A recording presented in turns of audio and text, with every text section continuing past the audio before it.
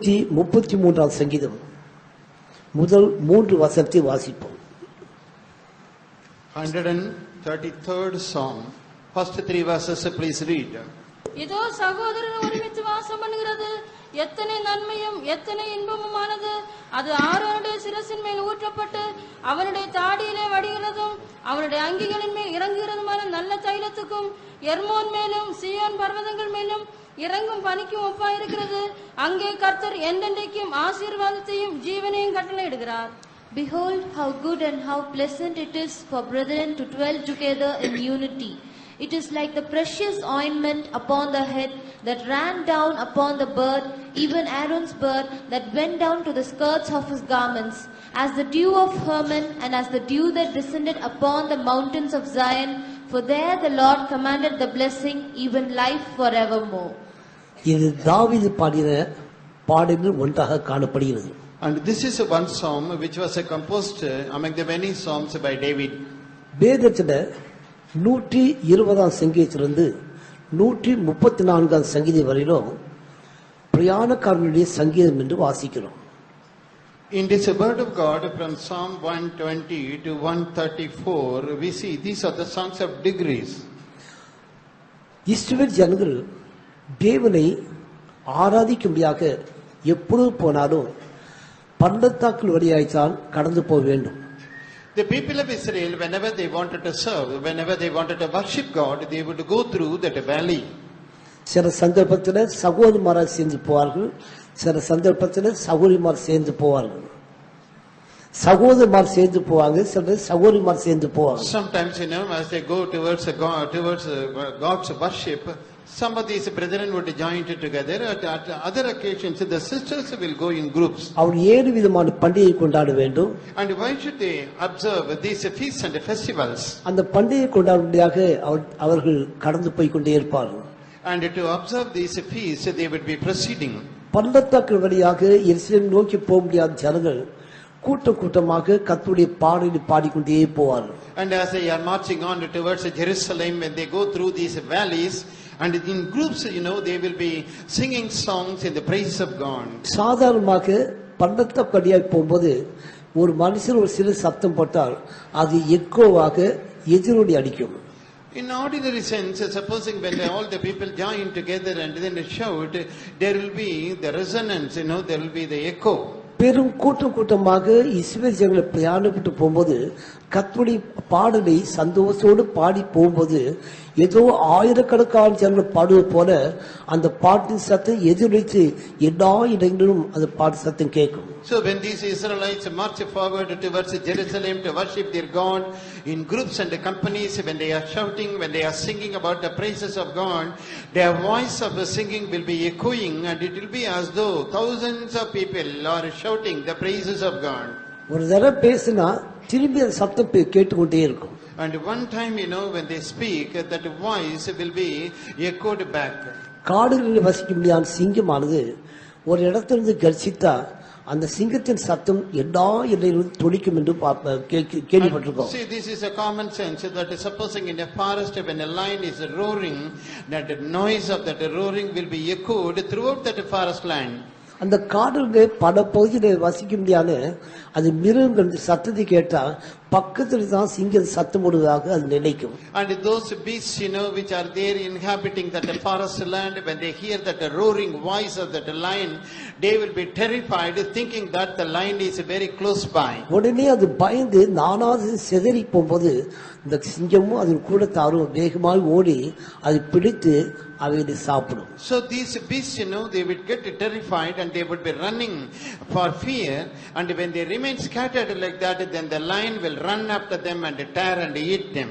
அதே போல யூதாவின் சிங்கக்குட்டிகளாகிய தேவ ஜனங்கள் எருசலேம் நோக்கி போகும்போது தேவனை துதித்து சோதித்து மைப்படுத்தி போகும்போது அந்த எக்கார சத்தம் போல சத்தம் எல்லா இடங்களிலும் துணிக்கும். And similarly, when all the people of Israel, that is the children of Judah, when they join in the companies and the bands as they go forward in singing the praises of the Lord, that voice will be echoed throughout the land. சகோதரர் ஒருமித்து வாசிக்கும் விடையேற பெற்ற ஒரு அனுபவத்தை குறித்து வாசிக்கிறோம். In this psalm we read that a precious experience where the brethren dwell together in unity. அது சகோதரரின் ஐக்கியத்தின் அழகு என்று நாம் சொல்லலாம். And we can say that is the beauty seen in that fellowship and the unity of the brethren. ஆனா இந்த அனுபவத்தை தாவீது வாஞ்சித்தான். ஆனா அவன் நாட்களில் இந்த அனுபவத்தை அவன் பெற்றுக்கொள்ள முடியல. The same experience, David very much desired, but as long as he lived, he could not get this experience. 122 சங்கீதம் முதல் 4 வசனத்தை வாசிக்கும் போது 122nd Psalm, first 4 verses as we read.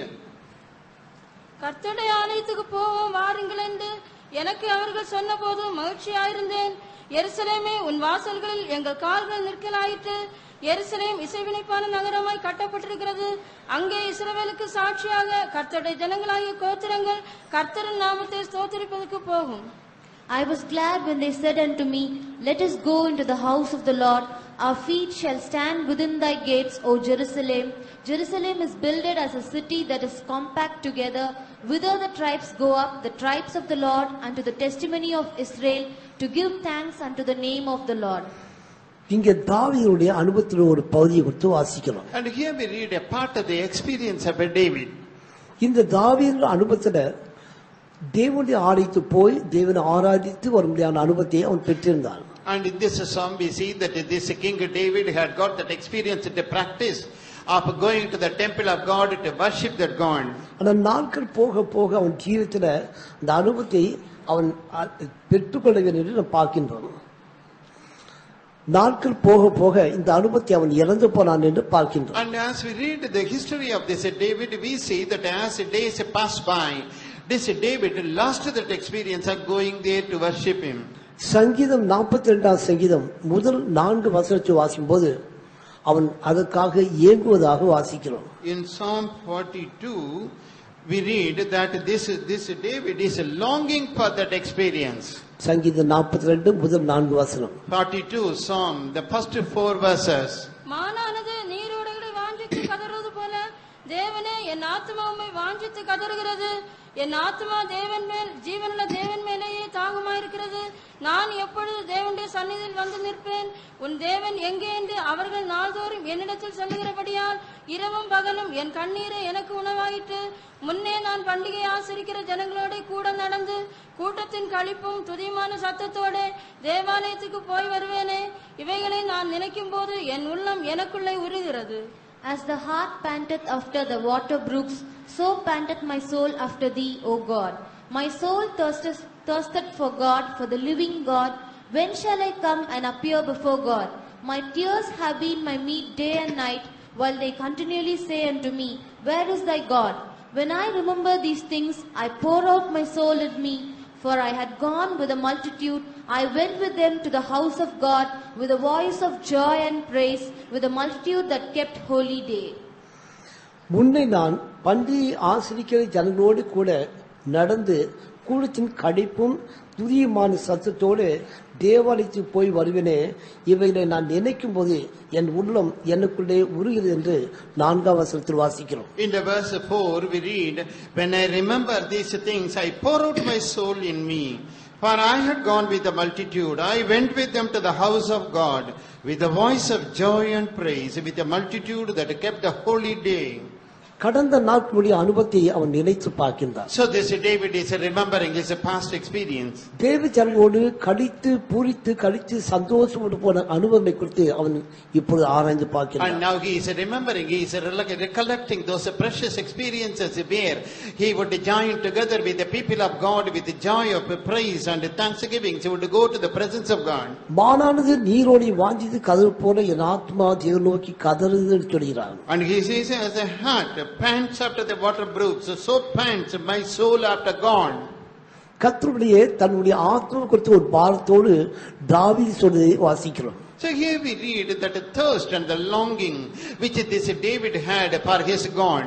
இந்த நாட்களில் நாம் சிந்திக்க வேண்டிய முக்கியமான ஒரு பகுதி உண்டு. And in these days there is one thing which we must always remember and examine. ஆதியாகமம் 2:7 போது கர்த்தர் மனுஷனை உருவாக்கி தன்னுடைய ஞாசியிலே தன் ஜீவ சுவாசி ஊதினார் என்று வாசிக்கிறோம். In Genesis 2nd chapter 7th verse we read that in the beginning God created man and blew in his nostrils the breath of life. அவன் ஜீவனுள்ள ஆத்மாவாக மாற்றப்பட்டான். So he became a living soul. அந்த ஆத்மா தேவன் தந்த அந்த ஆத்மா திருமாய் கர்த்தர் சமூகத்தில் போய் சேர வேண்டும். And that soul which God gave, it must reach back the presence of God. அவன் சரீரத்தை விட்டு கவலைப்படவே கிடையாது. சரீரத்தை விட்டு கவலையே கிடையாது. And he is never worried about the body. அவன் சரீரத்தில் எத்தனையோ பாடுபட்டான், பிரயாசப்பட்டான், பசியும் பட்டியோடு இருந்த காலம் உண்டு. And there was he who labored so much as he was living in this body.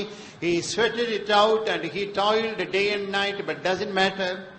தாவீதுடைய வாஞ்சை கவலையின தன் ஆத்மா குறித்து மிகவும் கவலையோடு காணப்படுகிறான். So what was that worry, anxiety of this David? He was worried and careful about his soul. தேவ சமூகத்தில் போனா தான் அந்த ஆத்மாக்கு ஏற்ற ஆகாரமும் அபிஷேகம் கிடைக்கும் என்று திட்டவட்டமாய் அவன் அறிந்திருந்தான். And for certainty, this David knew that when he goes to the presence of God, he will have a sumptuous food for his soul.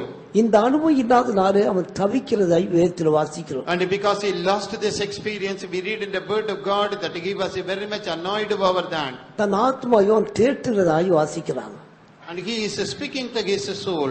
தன் ஆத்மா தேவ நோக்கி கூப்பிடும் அந்த அனுபவத்தை அவன் உணர்கிற மனுஷனாய் காணப்படுகிறான். And he was a man, who could perceive, understand that his soul was crying out to the Lord.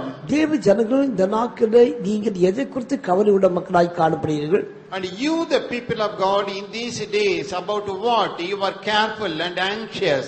பூமியில ஜீவிக்கும்படியாக சரீரத்தை போஷிக்கும்படியாக எத்தனோ வேலைகளாக செய்து நீங்க பிரயாசப்படுவது உண்மைதான். Yes, it is true that you do so many jobs, so many works, and you labor so much so that you may live comfortably in this world. உன் குடும்பத்தை பாதுகாக்கும்படியாக போஷிக்கும்படியாக உன் சரீரத்தை பாதுகாக்கும்படியாக நீங்கள் வெளிப்பிரகமாக வேலை செய்வது உண்மைதான்.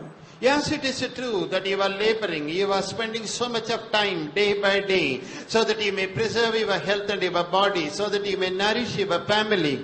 காலம்பரம் 6 மணியோ 7 மணியோ வீட்டை விட்டு கிளம்பினா இரவு 10 மணியோ 11 மணி வருவது உண்டு.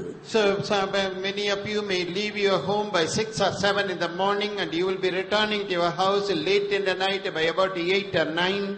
உங்களுடைய வருங்காலத்தை யோசனை பண்ணி வருங்காலத்தில் இருக்க வேண்டும் தீர்மானம் பண்ணி அதிகமாய் பிரயாசப்பட்டு ஒரு நிலத்தை வாங்கி வீட்டை வாங்கி இதுக்காக நீ பிரயாசப்படுவது உண்மைதான்.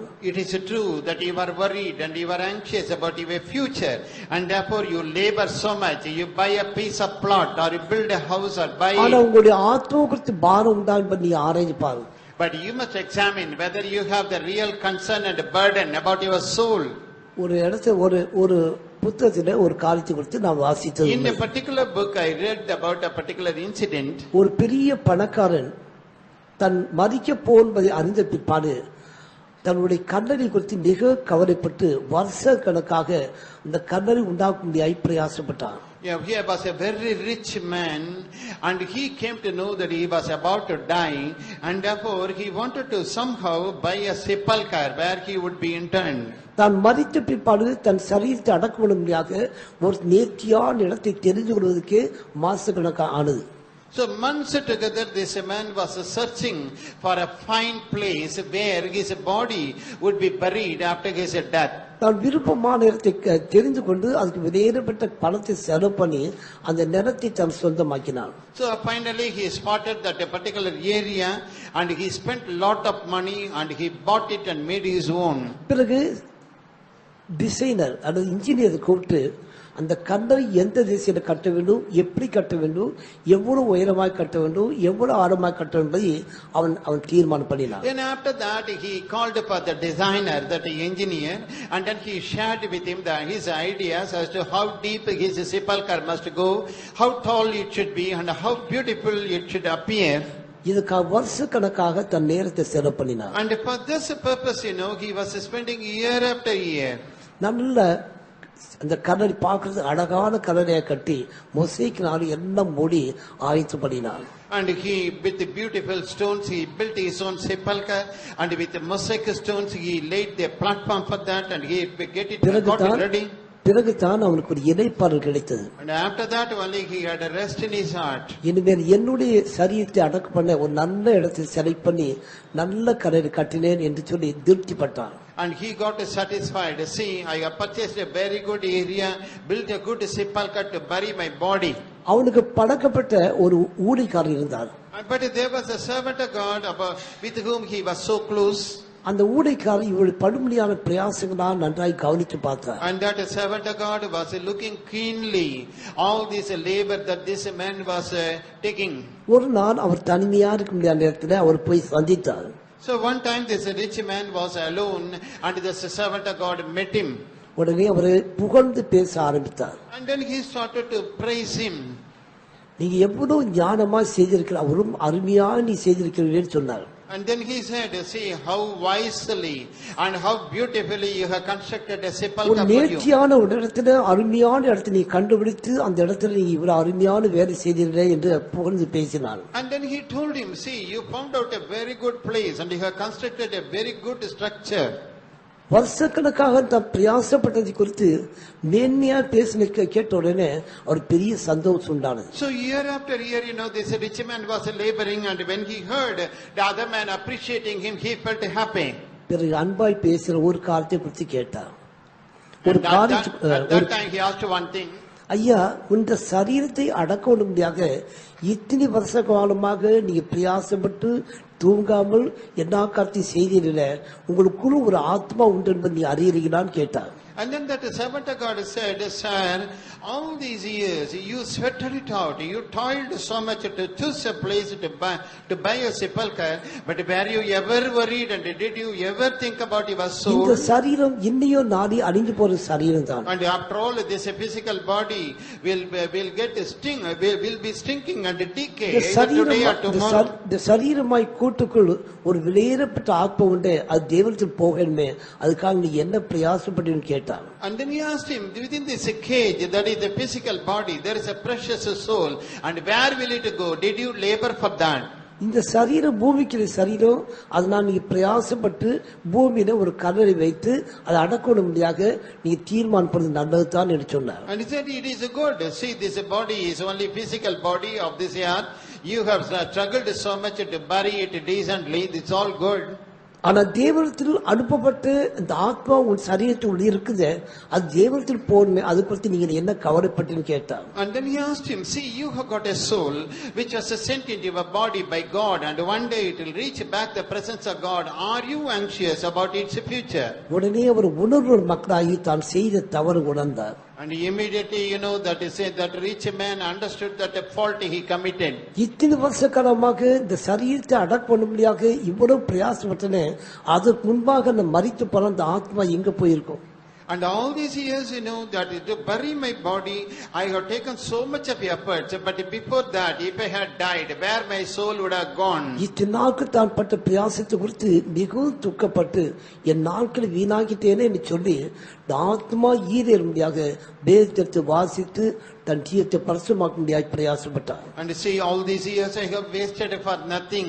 And in that way he was concerned about his soul. He felt bad about all the efforts, and now for the redemption of his soul he was trying. தேவனுடைய இருதயத்துக்கு ஏற்ற ஒரு மனுஷனாகிய தாவீது, அவர் சித்தம் செய்யும்படியாக அழைக்கப்பட்ட அந்த தாவீது தன் ஆத்மா குறித்து மிக கவலையோடு வாசிக்கிறோம். And see, in the word of God we read about this man of God, that is David, who was after the heart of God.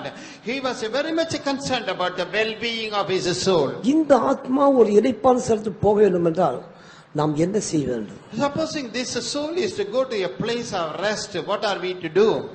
மரித்த பிற்பாடு சரித்த உடனே போய் அடக்கம் பண்ணிடுவாங்க. Immediately, after our death, our body will be buried. நாம் எங்க மரித்தாலும் யார் வேணாலும் போய் அடக்கம் பண்ணி முடிச்சிடுவாங்க. So wherever we may die, doesn't matter. Somebody will be there to bury our body and ஆனா finish it. விலையேறப்பட்ட ஆத்மா குறித்து உங்களுக்கு என்ன கவலை உண்டு என்பதை ஆராய்ந்து பாருங்க. But please examine. You have got a precious soul. Are you concerned about your soul? இந்த ஆத்மா தேவனுக்கு போக வேண்டும் என்று வாஞ்சோடு கதை கொண்டு உங்கள் ஜீவத்திலே அந்த கதறு சத்தத்தை கேட்கிறீங்களா? And do you have the desire desire that this soul must reach the presence of God? Do you cry for that? நாட்கள் நெருங்கி இருக்கிறதே, இந்த ஆத்மா என்ன சொல்ல, நான் கத்திட்டு போகணும் என்று அது கூக்கிட முடியாத சத்தத்தை நீங்க கேட்கிறீங்களா? And because your days are near and approaching, are you now crying and howling where it will go? இந்த ஆத்மா பர்வதத்தில் இளைப்பாறுதல் போகணுமா, அக்னி கடலுக்கு போகணுமா, இதை நீங்க தீர்மானம் பண்ண வேண்டும். And you have to decide whether this soul must go to heaven or it should go to the lake of fire. அந்த ஐஸ்வர்யன் போற இந்த நாட்களை வீணாக்கி கொண்டே நேரத்தை கடத்தி கொண்டே போயிடுமா? And you see that rich man, he was wasting his time and years. உனக்குள் விதையேறப்பட்ட ஒரு ஆத்மா இருக்கிறது நீ அறிந்து இந்த நாட்கள் ஜீவிக்க பிரயாசப்பட வேண்டும். And because you know that you have got a precious soul in your body, you must live according to that. இந்த ஆத்மா தேவத்தில் போய் சேர வேண்டும். And this soul must definitely reach God. இந்த ஆத்மாக்கு இளைப்பாறுதலும் தேவனிடத்தில் தான் உண்டு. And that resting place for this soul is the presence of God. அந்த தேவத்தில் போவதற்காக இந்த நாட்கள் தேவ ஜனங்களை நாம் பிரயாசப்பட வேண்டும். And to reach that place in these days, the people of God must labor. அதனால தாவீது கதறுகிறான், என் ஆத்மாவே என்று சொல்லி கதறுவதாய் வேதத்தில் வாசிக்கிறோம். And therefore in the word of God we read that this David is crying aloud, oh my soul. வானானது Neerodi வாஞ்சித்து கதற போல என் ஆத்மா தேவனிடத்தில் வந்து வாஞ்சித்து கதறுன்னு சொல்கிறான். And he says, even as the heart is panting after the brook of water, my soul is thirsty after the living God. இந்த கதறின் சத்தம் ஒவ்வொரு ஜனம் மத்தியிலும் இந்த நாட்கள் கூக்குறாய் வந்து கொண்டே இருக்க வேண்டும். And this cry, this voice of crying must be seen in the life of every child of God. உலக பிரகாரமாய் சம்பூர்ணமாய் சகலம் உங்களுக்கு கிடைக்கும். And probably in this world you may have got whatever you wanted to have. ஒரு மனுஷன் தன் ஆத்மாவை மீட்கப்பட நான் உலகத்தை ஆதாயப்படுத்தி என்ன பிரயோஜனம் என்று வேதத்தில் வாசிக்கிறோம். And in the word of God we read, what is the use of gaining the whole world if he is not able to redeem his own soul? கர்த்தருடைய இந்த காரியத்தில் கர்த்தர் உன்னோடு பேசிக் கொண்டிருக்க அவன் ஆத்மாவை பற்றி என்ன உத்தரவாதம்? Oh, child of God, in this morning the Lord is speaking to you. What about the guarantee, responsibility you have towards your soul? இந்த தாவீது கடந்த நாட்களில் தேவ ஜனங்களோடு மகிழ்ந்து களி கூறி தேவனுடைய ஆலயத்தில் போனதை நினைவு கூறுகிறான். And this David, is remembering that in his past life, in the company of the people of God, he would go with joy and thanksgiving to the இப்பொழுது அந்த presence of அனுபவத்தை God. இழந்தவனாக துக்கத்தோடு வேதனையோடு காணப்படுகிறான். And now he has lost this experience and he is having that anguish and grief in his heart. இந்த நாட்களிலே கர்த்தருடைய வருகை மிக சமீபம் என்று அறிந்த பிற்பாடு எத்தனை பேர் கவலையினமா இருக்கிறீங்க? In these days, you know very well that the coming of the Lord is at hand, but how many of you are careless in this matter? தேவன் கிருபையாய் கொடுத்த இந்த ஆராதனையிலே ஒவ்வொரு கூட்டத்திலும் எத்தனை பேர் தவறாமல் கலந்து கொள்றீங்க? And but the Lord is giving these types of services graciously, but do you fail to attend these meetings?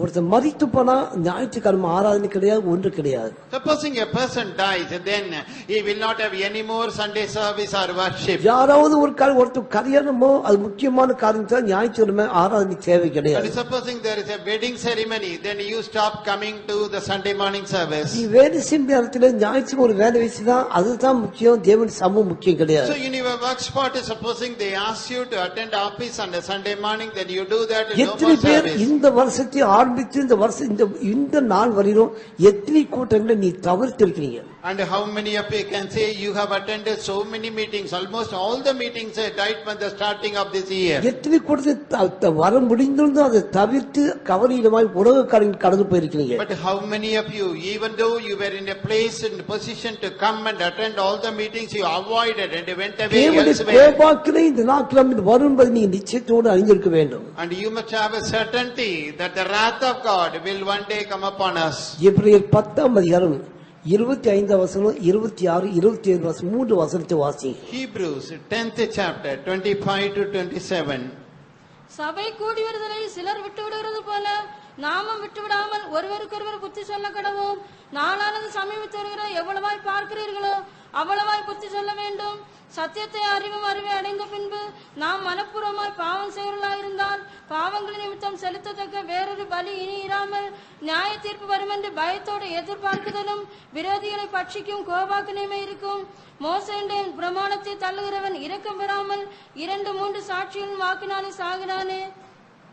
not forsaking the assembly of ourselves together, as the manner of some is, but exhorting one another, and so much the more as ye see the day approaching. For if we sin wilfully after that we have received the knowledge of the truth, there remaineth no more sacrifice for sins, but a certain fearful looking for of judgment and fiery indignation, which shall devour the adversaries. He that despised Moses' law died without mercy under 2 or 3 witnesses.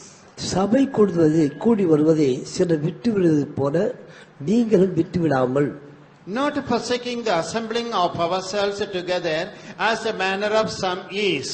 சிலர் விட்டு விடுறாங்க, ஆனா நீங்க விட்டு விடக்கூடாது. Some people, they are careless. They just do not attend, but don't do that. சிலர் விட்டு விடும்போது ஒருவருக்கு ஒருவர் நீ புத்தி சொல்ல வேண்டும். And when some people are stopped coming, assembling, then you have to instruct them. கர்த்தருடைய வருகை சமீபமா இருப்பதனாலே அதை அறிந்து ஒருவருக்கு ஒருவர் புத்தி சொல்ல வேண்டும் என்று வாசிக்கிறோம். And we read in the word of God that when we know that the coming of the Lord is at hand, then we must tell each other about this. தேவனுடைய சபையில ஒரு கூட்டத்தார் சபை கூடுதல் விட்டு விடும் ஜனங்களா இருப்பாங்க. And in the church of God there will be some who will be failing to assemble. சிலர் ஒழுங்காக எல்லா கூட்டங்களும் வருவாங்க, ஒழுங்காக எல்லா கூட்டத்திலும் பங்கு பெறுவாங்க. Some people, they will be very regular in attending the services. அப்ப நாம் ஒவ்வொரு சகோதர சகோதரியா இருப்பனாலும் ஒருவருக்கு ஒரு புத்தி சொல்ல வேண்டும். And because we happen to be the brothers and the sisters in the congregation, we have to instruct one another. ஒரு உபவாச கூட்டத்திலேயோ அது பைபிள் ஸ்டடியிலையோ காத்திரு கூட்டங்களையோ ஆராதனை கூட்டங்களோ ஒரு சகோதர சௌரியோ உங்கள் பக்கத்திலேயோ முன்னோ பின்னோ பின்னாடி யார் உட்கார்ந்து இருந்தாலும் வரலன்ஸ்னா நீங்க போய் பார்த்து புத்திமை சொல்ல வேண்டும். And it can be a Sunday worship, it can be a Bible study or a tarrying meeting or any other meeting.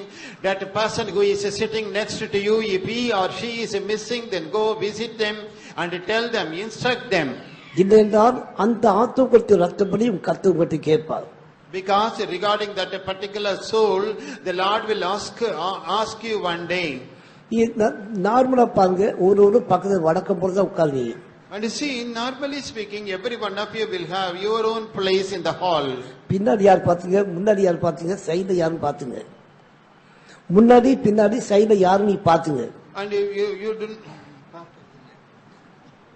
உங்களுக்கு முன்னாடி உங்களுக்கு பின்னாடி சைடுல யாரு இருக்காங்க நீ பாத்துங்க. You have to see, watch who is before you, behind you, on your left, on your right. நீங்க விசாரிக்கிறனா அந்த ரத்தப்படி கர்த்தர் உங்கள்ட்ட இருந்து கேட்பார். Supposing you do not inquire why that other person is missing, then that blood guiltiness will be upon you. நான் பொதுவா பார்க்கணும், தூண்ல உட்காருவாங்க. People who are sitting upon that stool and the benches, they will normally sit upon தூண்ல that. பின்னாடி உட்காருவாங்க, கரெக்ட்டா தூண்ல பின்னாடி உட்காருவாங்க. And the people who are sitting at that rear, they will be always particular about தூணுக்கு that. சைடுல உட்காருவாங்க, தூண் சைடுல உட்காருவாங்க. And the person who is sitting by the side of the pillar, they will always be seen in that place. கொஞ்சம் செவுத்துல சாஞ்சிருவாங்க, அது வரிசைப்படி இப்படியும் அப்படியே உட்கார்ந்து இருப்பாங்க. Some people, will be leaning upon the wall, on this side, on that side, regularly.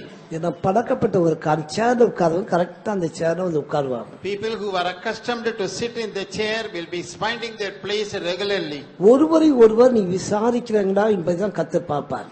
If you do not inquire about one another, then the Lord is concerned about that. இது ஒரு மனுஷன் சபை கூடுதல் விட்டுவிட்டால் அது மனப்பூர்வமான பாவம் என்று வேதத்தில் வாசிக்கிறோம். The Bible says that if a person is forsaking the assembling together, then that is a willful sin. 26ஆம் வசனத்தை வாசிக்கிறோம். Verse 26. சத்தியத்தை அறிவை அடைந்த பின்பு நாம் மனப்பூர்வமாய் பாவம் செய்கிறவர்களாயிருந்தால் பாவங்கள் நிமித்தம் செலுத்தத்தக்க வேறொரு பலி இனி இராமல். For if we sin willfully after that we have received the knowledge of the truth, there remaineth no more sacrifice for sins. சத்தியத்தை அறிவு அடைந்த பிற்பாடு, Having come to the knowledge of the truth. இது விசுவாசிகளுக்கு தான் திட்டோட்டமாய் சொல்லுகிற ஒரு வாசனம்.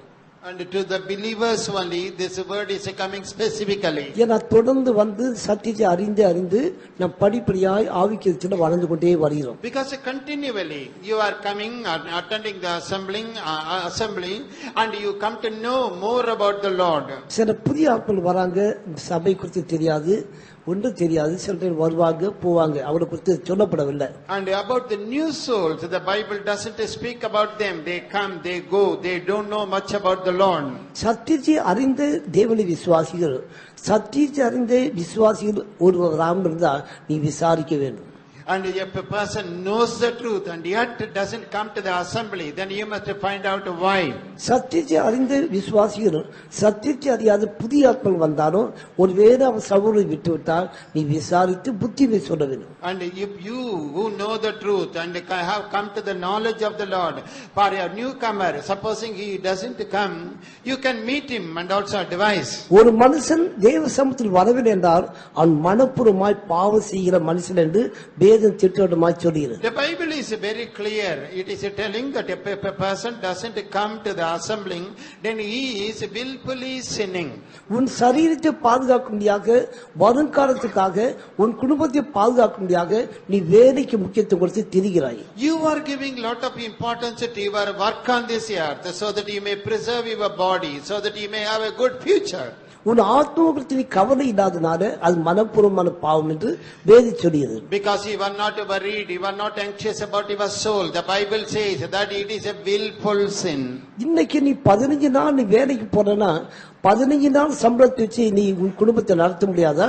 And supposing you go to your job 15 days a month, will it not be enough for you to run the house with that wages?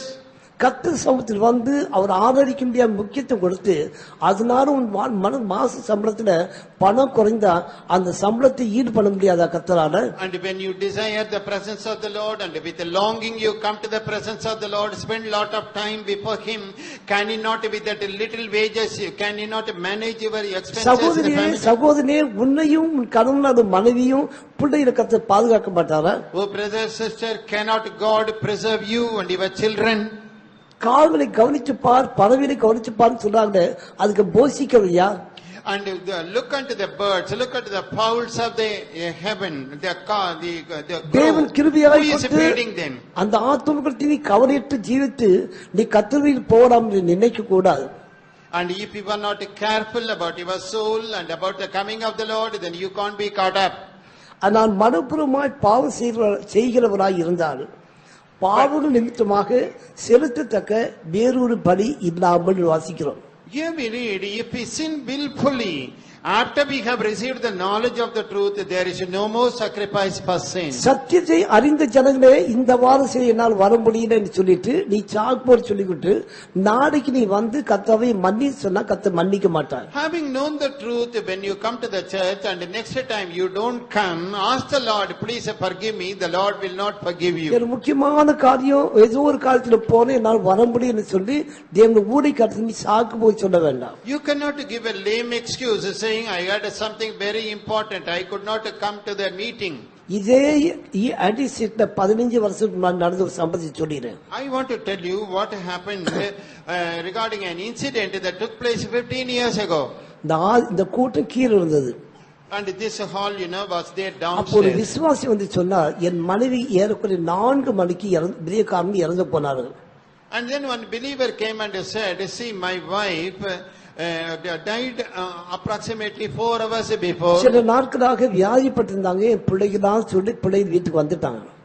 And for quite some days she was sick and we informed it to our children, they have come here to house. விடியற்காலம்பர 4 மணிக்கு என் மனைவி இறந்து போனார். So early in the morning by 4 o'clock my wife died. என் பிள்ளைகிட்ட சொன்ன நீ இதெல்லாம் பார்த்துக்கணுங்க, நான் ஆலயத்துக்கு போயிட்டு ஆராதனை முடிச்சு பார்த்து தான் வருவேன்னு சொன்னேன். And then he said to his children, you take care of this dead body, I go to the church, I will worship God and return. இத்தனை வருஷமாக தன்னுடைய வாழ்விலும் தாழ்விலும் சோகத்திலும் துக்கத்திலும் பகிர்ந்து கொண்டு அருமையான மணி மரித்து கிடக்கிறாங்க. இவர் அதை விட்டு தேவ சமூகத்தில் வருகிறார். See, all these years, both in the pleasure and in the sorrow, his wife was taking part with his husband, but that a dead body is leaving at the home, coming to the church to worship God. Pastor Y Thomas இருந்த காலம். That was the time when Pastor Y. Thomas was here. அவர் சொன்னார், என் மனைவி முக்கியம் கிடையாது, தேவன் தான் முக்கியம். And he said, see, my wife is not important, but my God. தேவ சமூகத்தில் வந்து தேவனுடைய வார்த்தையை கேட்க நான் வந்தேன். என் மனைவி இறந்து போயிட்டான், யார் வேணாலும் அடக்கம் பண்ணலாம். See, I have come to the presence of God to hear the word of God. My wife is no more, anybody can bury her. நியாய தீர்ப்பு யாருக்கு என்பதை நீ அறிந்து கொள்ள வேண்டும். You must understand that the judgment may fall upon us. நீ தேவ சமூகத்தை அசிட்ட பண்ணி உன் உணவு காரியங்களுக்காக மனுஷ காரியங்களுக்காக உன் வேடிக்காய் செலவு பண்ணி பிற்பாடு அதுக்கு பலி செலுத்தும்படியாக வேறொரு பலி ஒன்று இருக்கவே இருக்காது. So just to do your pleasure and to revel, if you are forsaking the assembling and the presence of God, then there is no sacrifice to be offered for அநேக that. இடங்களில் தேவ சமூகம் தேவனுடைய ஊழியக்காரர் இல்லாத காலம் வந்து கொண்டே இருக்கிறது. தேவனுடைய ஊழியக்காரர் இல்லாத காலங்கள் வந்து கொண்டே இருக்கிறது. And as you see, the time is coming when there will not be proper services and servants of God. சில லோக்கல் சபையில ஊழியக்காரர் இல்லாதனால அவர்கள் எல்லாரும் இன்னொருத்தர் தான் போக வேண்டும் என்று ஊழியக்காரர்கள் பரிசுத்தவான்கள் நியமிச்சிருக்கிறாங்க. And you see, in certain of the churches, the servants of God are not there, and therefore they have appointed somebody else to conduct the services. சில இடங்களில் ஆராதனை இல்லை, ஆராதனை நடத்தக்கூடாது என்று அது சீல் பண்ணியிருக்கிறாங்க. And some places, they have sealed the door. You should not conduct any service here. இன்னும் கொஞ்ச காலத்துல இந்த இடத்துல சபை கொடுத்து வருமோ வராதோ நமக்கு தெரியாது. We do not know whether such times will come to this place or not. வசனம் கிடைக்காத ஒரு பஞ்ச காலம் சீக்கிரமாய் வரப்போகிறது. And that days of famine, when we will not have enough word of God, is coming நீ soon. தேவ சமூகத்தில் வந்தா தான் உன் ஆத்துமா ஈரத்தக்கதாக ஆவிக்கிற ஆகாரம் கிடைக்கும். When you come to the presence of God for the redemption of your soul, for your salvation, இந்த you ஆத்துமா will have food. நாளுக்கு நாள் வளரத்தக்கதான உபதேசங்கள் இங்கே தான் கிடைக்கும். You will have the doctrine and the truth so that you may grow day by day. ஒவ்வொரு வாரமும் ஆத்துமா வளரத்தக்கதான உபதேசங்கள் கொடுக்கப்பட்டு கொண்டு வருகிறது. Every week, that nutritious doctrine is given so that your soul may grow. அதே போல அபிஷேகமாய் தண்ணீர் நாக்கில் நம் ஆத்மாவுக்கு ஊற்றப்பட்டு கொண்டே And இருக்கிறது. similarly, that anointing, that water is also being poured upon you. நீ சரீரத்தை பலப்படுத்தும்படியாக சரீரம் மாறும்படியாக நீ இடம் கொடுத்தானால் உன் ஆத்மா மரித்து போ.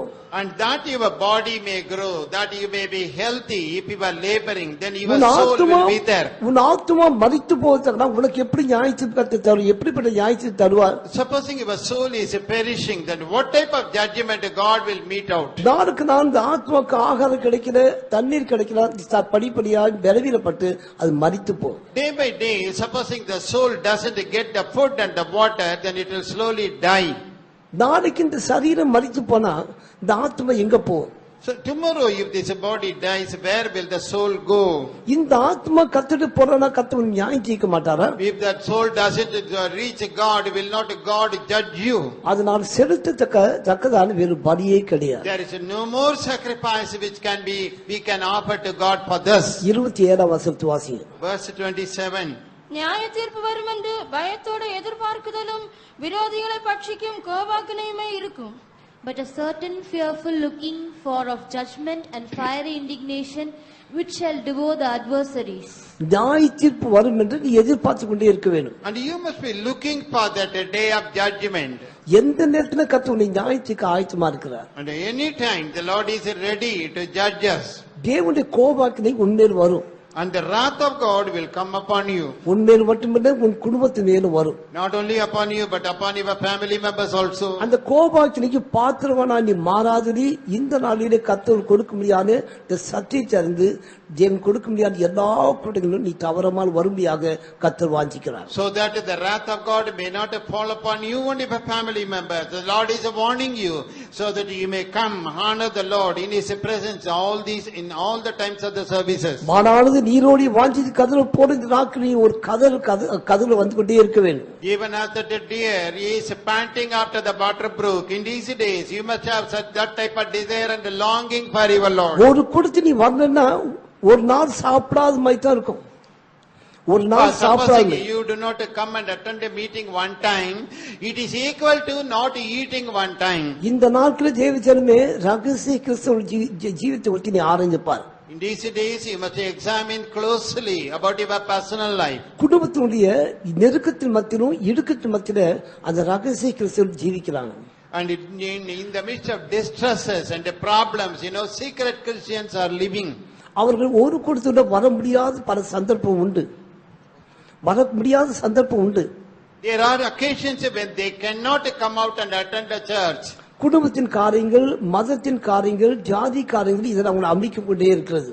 And the matters of the family and the things about the caste and the creed and other the religion, they are all pressing us down. அவர் ஒவ்வொரு நாளும் இந்த ஞாயிற்றுக்கிழமை அப்படியே கண்ணீரோடு அழுது கொண்டே இருக்கிறார்கள். And every day, when it is a Sunday, with the tears, they are crying. எனக்கு தெரியும் ஒரு சகோதரி ரகசிய கிறிஸ்தவங்க, ஆனா கல்யாணம் பண்ண முன்பாக மனம் திரும்பி யான் சார்ந்த அபிஷேகம் பெற்ற சகோதரி. I know about one sister, she is a secret Christian. Before her wedding, she was a converted and a baptized person. தன் கணவன் ஒரு நாளோ 2 நாள் எங்கேயாவது வெளியில் போயிட்டான், ரகசியமா யாருக்கு சொல்லாமல் தேவன் சமூகத்தில் வரும் ஊழியக்காரோடு பகிர்ந்து ஜெபிச்சுட்டு போவாங்க. And 1 or 2 days, supposing the husband is away, then she would immediately come to the church and have fellowship with the servants of God and return home. திருமணம் ஆகிறதுக்கு முன்பாக இதை ருசி பார்த்த சௌரிமார்கள் தேவனுடைய ஆராய்ச்சி வந்து ருசி பார்த்த சௌரி தான். And before her wedding, she had tasted the goodness of the Lord. அந்த சௌரி சொல்லும், ஞாயிற்றுக்கிழமை வெண்பரசம் தரித்துக் கொண்டு பைபிளை தூக்கிக் கொண்டு கர்த்தருடைய பரிசுத்தவான்கள் அந்த வீதி வழியாக கடந்து போவாங்களாம். And she would say, see, Sunday morning, when the saints of God are clad in white and pass through our house, கத்தோடு போற மக்கத்தாக அவங்களும் வெண்வசம் தரிச்சிருக்காங்க, அவங்களும் அபிஷேகம் பெற்றிருக்காங்க, நானும் அபிஷேகம் பெற்றிருக்கேன், நான் சிறைச்சாலை இருக்கிறேன்னு எனக்கு விடுதலை எப்போன்னு கேட்குமா. And then this sister would say, oh Lord, I have been saved, anointed. See those people going with that white garment, but I am in a prison. When will you deliver me? கண்களிலே கண்ணீர் வந்து கொண்டே இருக்கும், யார்ட்டி சொல்ல முடியாது. And the eyes will be running down with the tears, but she couldn't share her feelings with anybody. கண்களை துடைத்துக் கொண்டு தனி ரூம்ல போய் அப்படியே அழுவாங்க. And she would be wiping off the tear and she would be crying again in the presence of God. கர்த்தாவே 9 மணி எல்லா person வெண்வசம் தரித்து உட்கார்ந்து இருப்பாங்க, நான் இல்லையே. Lord, see each and every saint of God in white, they are seated before you, but see my fate. இப்ப பாட்டு பாடிக்கொண்டே இருப்பான், 3 பாட்டு பாடுவாங்க, நாங்க இல்லையே, நன்றா ஆவி நிறைவாங்க, அந்த ஸ்நாக் எனக்கு இல்லையே என்று ஏங்குமா. And she would be longing, Lord, it is the time. And they would be singing the 3 songs in the assembly, but I am missing there. கர்த்தாவே 11 மணி ஆச்சு, பரிசுத்த டேபிள்ல இருந்து நின்று பிரசங்கம் பண்ணுவாங்க, வார்த்தை சொல்வாங்க. Lord, it is 11 o'clock in the morning on Sunday. The saint of God will be standing up to give that message, but I am not there. ஒவ்வொரு சம்பத்தினன் வந்து உட்கார்ந்து ஒரு வார்த்தை கேட்க தகுதியே கிடையாதா? Lord, am I not worthy to come to the presence of God to hear your word? எனக்கு ஏன் இந்த சிறையிருப்பு? Why I am in this captivity? நான் அபிஷேகம் பெறவில்லையா? Have I not been anointed? கர்த்தரோடு கூவி கண்ணீர் அழுகும். And she would be howling, crying and pleading with the Lord. தேவ ஜனமே, உனக்கு இந்த ஸ்லாக்கியத்தை தந்த பிராணி அசதியா நிர்விசாரமா இருந்தால் ஞாயிற்று வரும் என்பது நீ ஆயத்தமா இருக்க வேண்டும். Oh dear children of God, if you are careless, lethargic and be at ease, then that judgment will come. தேவனுடைய கோபாக்கினை எந்த நேரத்தில் வரும் தெரியாது, அந்த கோபாக்கினைக்காக நீ ஆயத்தமாயிரு. And we do not know at what time the wrath of God will come upon us, but we should not get ready for that. சரீரத்தை பேணி சரி சுகமாய் இருக்கும்படியாக நீ நாட்களை கடத்தி கொண்டு தேவ சமூகத்தை அசட்டை பண்ணினால் எந்த நேரத்தில் நியாயத்தை வரும்போது தெரியாது, கோபாக்கில் வரும்போது தெரியாது, நீ அதை எதிர்பார்த்து கொண்டே இரு. And we do not know at what time the wrath of God, the judgment of God will come, if we care only for this physical life and neglect the தேவன் கிருபையாய் இந்த நாட்களை தந்திருக்கும்போது கொடுக்கப்பட்ட நாட்களை நீ பிரயோஜனப்படுத்திக்கொள். And by grace, as God has given us these days, make use of these days to worship கர்த்தராகிய God. இயேசு மத்தியவானத்தில் வரப்போகிறான், அந்த ஆத்மம் போய் சேர வேண்டும். And when the Lord appears in the mid-heaven, then this soul also must reach his feet. ஒரு இமைப்பொழுதிலே இந்த ஆத்மா கடந்து போக வேண்டுமே. And within that blink of an eye, this soul must reach அந்த him. பரிசுத்த தேவனை சந்திக்க முடியாது, நாம் போய் சேர வேண்டுமே. And to meet that holy God, this soul must be ready இந்த and be விலையேறப்பட்ட prepared. ஆத்மா மட்டுமல்ல, இந்த சரீரம் மறுபட்டு போக வேண்டும். இந்த சரீரமும் மறுபட்டு Not மறுமாக்கப்பட்டு only போகும். this soul, but even this body must be transformed and go. எத்தனை பேர் எத்தனை கூட்டங்களை அசட்டு பண்ணி உட்கார்ந்து நீங்க How many of you are neglecting these meetings in the church? சத்தியம் தெரியும், உபதேசம் தெரியும், இப்படிதான் இருக்கும் தெரியும், எல்லாம் அறிந்து மனப்பூர்வமா எத்தனை பேர் இங்க பாவம் செய்யறவங்களாக காணப்படுறீங்க. You know the truth, you know about the doctrine, but how many of you willfully, wholeheartedly neglect all the services? இது துணிகரமான பாவம் இல்லையா? Is it not a presumptuous sin? இது தேவனுடைய பார்வையில் பயங்கரமான பாவம் இல்லையா? Is it not a terrible sin in the sight of இது God? மனப்பூர்வமா சிந்தியான பாவம் இல்லையா? Is it not a sin which you have done willingly? அப்ப கர்த்தராகிய இயேசு இந்த ராத்திரி வந்து எத்தனை பேர் போக போறீங்க? Supposing the Lord Jesus comes this night, how many of us will be caught up? டாக்லோடு பயத்தோடு முடியாத கர்த்தர் இந்த காரியத்தோடு பேசிக் கொண்டிருக்கிறார். And let us have that fear of God. The Lord is speaking to us. ஆத்துமா வாழ்வு போல நாம் இந்த நாட்கள் எல்லா பகுதியிலும் வாழ்ந்து கொண்டே இருக்க வேண்டும். Even as our soul is prospering in these days, we must prosper in other things also. தாவீது ஒரு ஐக்கியத்தை குறித்து பேசுகிறார். And David is speaking about an unity, a தனக்கு fellowship. ஏற்பட்ட அந்த ஐக்கியம் இல்லாதனாலே அவன் கதறுகிறான். And because he was missing that fellowship, he is crying. அந்த ஐக்கியத்தை அவன் எப்ப பெற்றுக் கொள்கிறான்? And when is he receiving that fellowship, அந்த unity? ஐக்கியத்தை அவன் தேவ சமூகத்தில் இருக்கும் போதே முதலாவது பெற்றுக்கொண்ட அனுபவம் தான். And that is something which he had already when he was in the presence of God.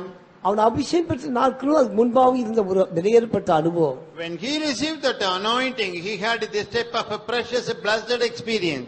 இரண்டாவது அவன் ஜீவத்துல முதலாவது ஒரு அபிஷேகம் பெற்றான். இரண்டாவது மூன்றாவது அபிஷேகம் எப்போது நாம் பெற்றான்னு வாசிக்கிறோம். முதலாவது அபிஷேகத்தை தன் குடும்பத்தில் அவன் பெற்றான்.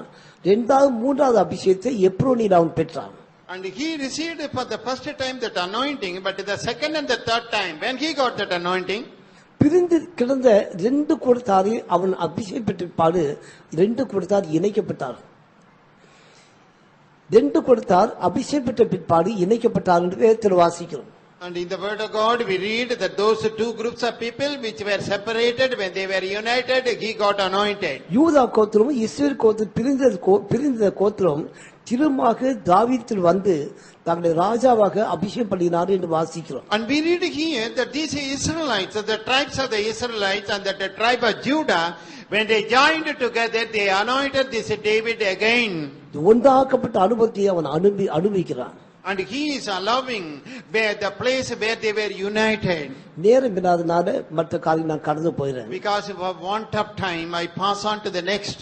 தேவ ஜனங்கள் இயேசு கிறிஸ்து நம் ஜீவித்த நாட்கள்ல செய்த ஒரு ஜெபத்தை நாம் நன்றாய் அறியலாம். And we must understand very well that prayer which Jesus prayed when he was on this earth. யோவான் 17ஆம் அதிகாரம் 21 வசனம் 22 வசனத்தை வாசிக்கும்போது In John's Gospel 17, 21 and 22. ஐக்கியத்தை குறித்து அவர் பேசுகிறார். And Jesus is speaking about this fellowship and unity.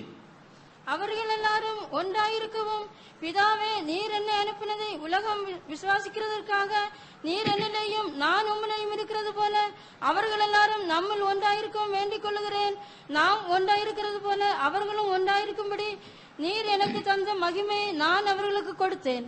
That they all may be one, as thou, Father, art in me, and I in thee, that they also may be one in us, that the world may believe that thou hast sent me, and the glory which thou gavest me I have given them, that they may be one, even as we are one. நாம் ஒன்றாயிருக்கும் போல அவர்களும் ஒன்றாயிருக்கும்படியாக விரும்புகிறேன் இயேசு சொல்கிறார். And Jesus says, I will that even as we are one, that they may be one with us. பிதா குமாரன் பரிசுத்தாவியோடு ஐக்கியமா இருக்கிறார்கள். Father, Son and the Holy Spirit are united into one. பூமியில் சிருஷ்டிக்கப்பட்ட சபையானது ஒன்றாயிருக்க வேண்டும். And that the church created upon this earth must be நம்மால் united. தெரிந்துக்கப்பட்ட அப்போஸ்தலர்கள் ஒன்றாயிருக்க வேண்டும். And the apostles chosen by God must have this unity. இதுதான் அவருடைய ஜெபமாய் காணப்படுகிறது. And this was his prayer.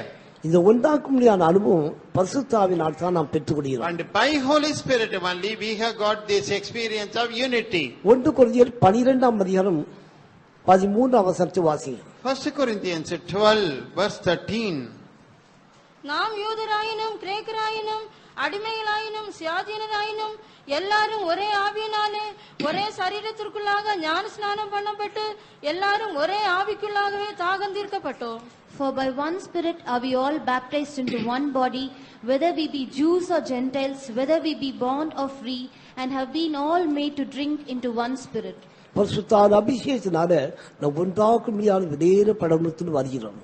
And by the anointing of the Holy Spirit, we have come to this experience of being united into one fellowship. இந்த அனுபவத்தை தான் தாவீது அந்த காலத்தில் சொல்கிறார். And this experience only David was speaking about in those days. சகோதரர் ஒருமித்து வாசம் செய்வது எத்தனை இன்பம் நன்மை என்று சொல்கிறார். How good and how pleasant it is for the brethren to dwell together in unity. ஆரோனுடைய சிரசில் ஊற்றப்பட்ட நல்ல தைலத்துக்கு ஒப்பா இருக்கு என்று சொல்லி And he says it is like a precious ointment upon the head, poured upon Aaron's head. பழைய பரிசுத்தவானா இருந்தாலும் சரியான வெளிப்படுத்தல் பெற்ற ஒரு ஜீவித்த ஒரு பரிசுத்தவானாய் So காணப்படுகிறார். even though this David was a saint of the Old Testament period, he was really a very good saint. அந்த அனுபவத்தை தான் புதிய ஏற்பாடுல வாசித்த சத்தியத்திடம் பார்க்கின்றோம். And that same experience, we have read just in this John's Gospel இன்னும் New அநேக Testament. வசனத்தின் மூலமாக பார்க்கும்போது அந்த ஒன்றாக்கப்படுத அனுபவம் ஐக்கியப்படும் அனுபவத்தை வெளிப்படுத்தி காண்பிக்கிறது. And this chapter is revealing that experience of where we are united together in fellowship. கர்த்தருடைய சகோதரர் ஒருமித்து வாசம் செய்வது எவ்வளவு எத்தனை இன்பம் எத்தனை நன்மை. How good, how pleasant it is for the people of God to be joined together and live together. பரிசுத்தவான் நாங்களுக்கு நீங்கள் எங்களோடு கூட ஐக்கியமா இருக்கும்படியாக நாங்கள் விரும்புகிறோம். அதனால் நான் கேட்டதையும் அறிந்ததையும் உங்கள் மத்தியில் நான் சொல்லுகிறோம். எங்களுடைய ஐக்கியமோ பிதாவோடும் அவருடைய குமாரனாகிய இயேசு கிறிஸ்துவோடு இருக்கிறது என்று சொல்கிறார்கள். Peter says, see, our fellowship is with God and His Son.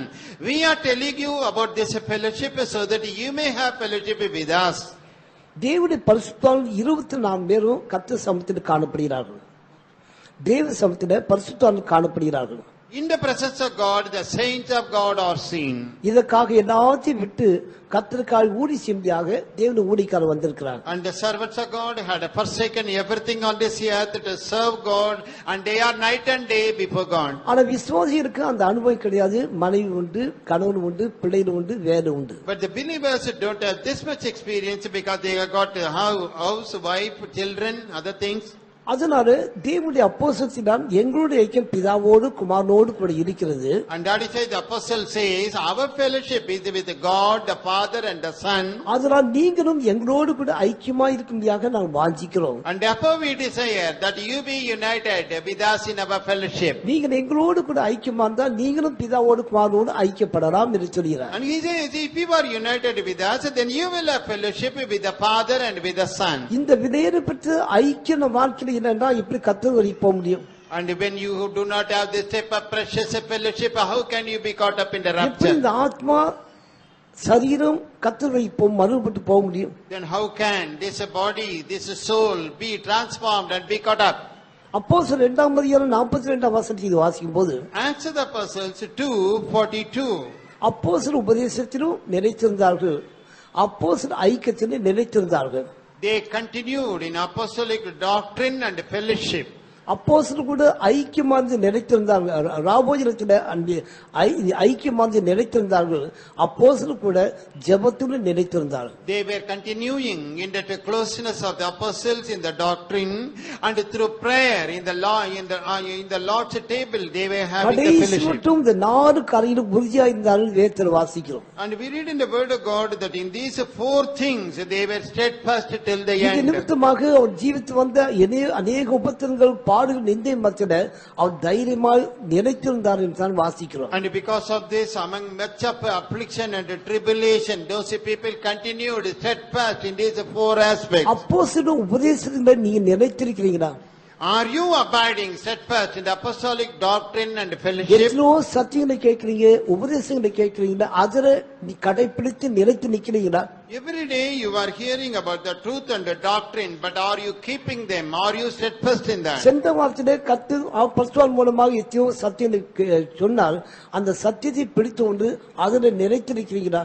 The past weeks the Lord had been teaching you about many truths, but are you keeping them, observing them, abiding? அப்படி இல்லைன்னா இந்த அக்கிரமம் இந்த உலகத்துல அந்தகாரப்பட்ட உலகத்துல பாவம் இந்த உலகத்துல எப்படி பரிசுத்தமா ஜீவிக்க முடியும்? When that is not the case, then in this world of iniquity and sin and darkness, how can you lead a holy life? அப்போஸ்தலர் கூட நம்ம ஐக்கியம் இருக்கமா? Do we have fellowship with the apostles? தேவனுடைய ஊழியக்காரரோடு ஐக்கியமா இருக்கிறோமா? Do we have that closeness with the servants of கூட்டம் God? எப்படா முடியுது, எப்படா ஜெபிக்கிறான்னு சொன்ன உடனே வீட்டுக்கு ஓடி போறதா? And when that meeting will be over, when can we run back home if we think like that? கூட்டம் ஆரம்பிக்கு முன்னாடி வராம கூட்டத்தில் கொஞ்ச நேரம் லேட்டா வந்து கூட்டம் முடியறதுக்கு முன்னாடி வீட்டுக்கு வெளியில போயிடணும். And if just at the start of a meeting, don't come, you come late and you want to leave early.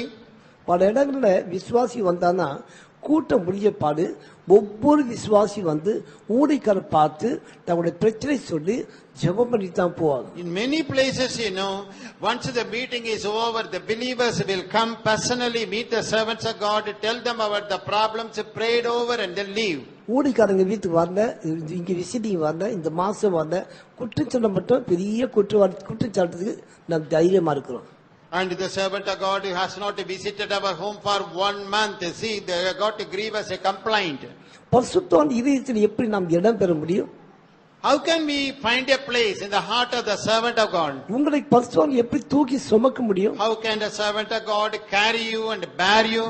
அந்த பரிசுத்தவான் எப்படி உங்களுக்காக ஜெபிக்க முடியும்? Then how can that saint of God pray on your behalf? உங்களுக்காக எப்படி திறப்பில் வாசல் நிக்க முடியும்? And how can he stand before that bridge? யார் யார் பரிசுத்தவானோடு ஐக்கியப்பட்டு அவரோடு இணைந்து இருக்கிறாங்களோ அவளுக்காக தான் ஜெபிக்கணும், மற்றவங்களுக்கு ஜெபிக்க முடியாது. They can pray effectively only for those souls who are having fellowship and closeness with the saints of God. கர்த்தருடைய இந்த சத்தியத்தை அறிந்து நாம் அதன்படி சீராய் ஓட கடவோம். And beloved people, let us know the truth and let us run orderly as per this truth. கர்த்தரை சமீபமா இருப்பதனால தம் ஆத்மா ஈடறும்படியாக தேவனுடைய சபை கூடுதலுக்கு ஒரு கால் விட்டுவிடக் கூடாது. And because the coming of the Lord is so close that for their soul may be redeemed, we should not fail to attend the meetings.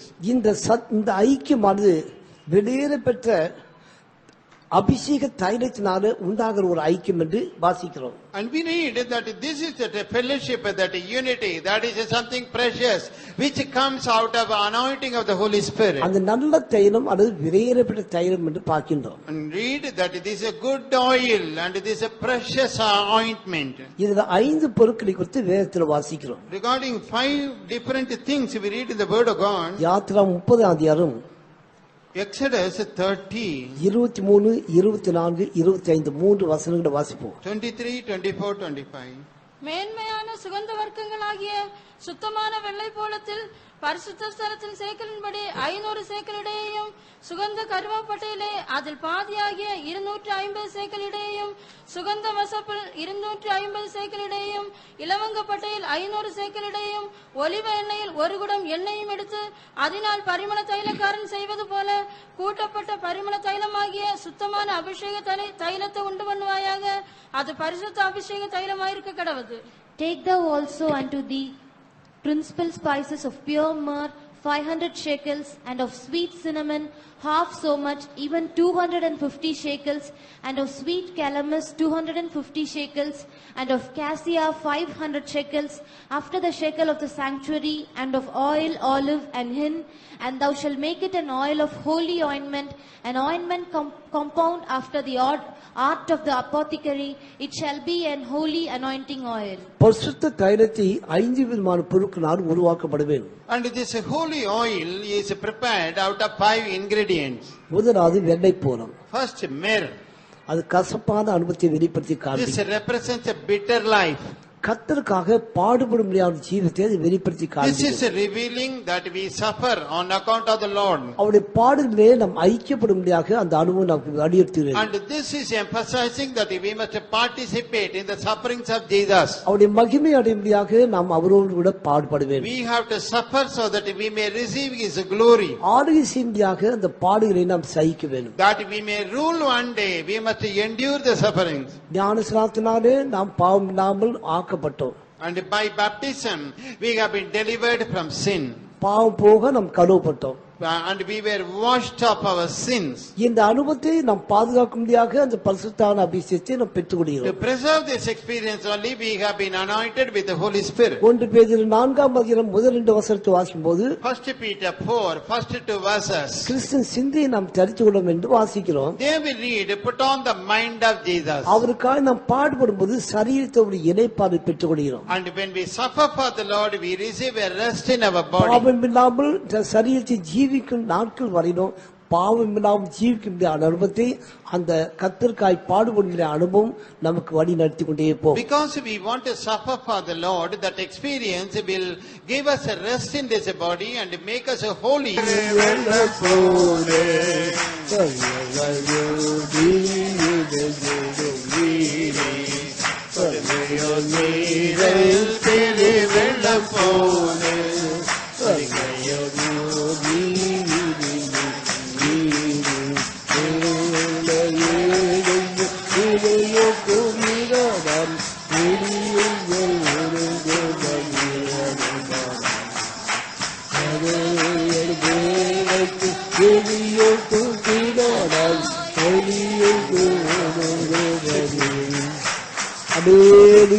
Hallelujah. கர்த்தராகிய இயேசு வரும்போது யாருக்காக வருகிறார்? When the Lord Jesus appears, for whose sake will he பாவம் come? இல்லாமல் பேராவலோடு அவர் வருகைக்காக யார் ஆயத்தமா இருக்கிறாரோ அவருக்காய் கர்த்தர் இயேசு கிறிஸ்து வரப்போகிறார். Without sin, whosoever is longing for the appearance of Jesus, for them the Lord comes a second time. ஞானஸ்நானத்தினாலே ஆவி ஆத்மா சரீர் 3 பகுதியிலே பாவம் இல்லாமல் நாம் கழுவப்பட்டோம். In the water baptism, in our soul, spirit and body, that we ஞான- may put away sin, we were பரிசுத்த washed. அபிஷேகத்தினாலே நாம் அந்த பாவம் இல்லாமல் ஜீவிக்கும்படியாக அந்த ஆவியானவர் நமக்கு வழி நடத்தி கொண்டே The இருக்கிறார். Holy Spirit is guiding us by His anointing, so that we may not do any sin in our life. இந்த அனுபவத்திலே நம் வாழ்நாள் முழுதும் சரீரத்தை பாவம் செய்யக்கூடாது. அவருடைய பாடுகளிலே நாம் பங்காளியாய் மாறுகிறோம். That we may not continue to do any sin in our body, we become partakers of the sufferings of Jesus in this body. அவருடைய மகிமையை அடைவோம். அவரோடு கூட ஆளுகை செய்வோம். And we will reign with Him, we will receive His glory. சரீரத்தில் பாவம் நாம் ஜீவிக்கும்படியாக இந்த பாடுகளுக்கு நாம் ஒப்பு We கொடுக்கிறோம். have to surrender so that we may suffer the sufferings of Jesus, that we do not have any sin in our body. இரண்டாவது சுகந்த வசம்பு என்று வாசிக்கிறோம். And secondly, we see this sweet cinnamon. தேவ ஜனங்களுக்கு தாழ்மையை வெளிப்படுத்தி காண்பிக்கிறோம். And this represents the humility for the people of God.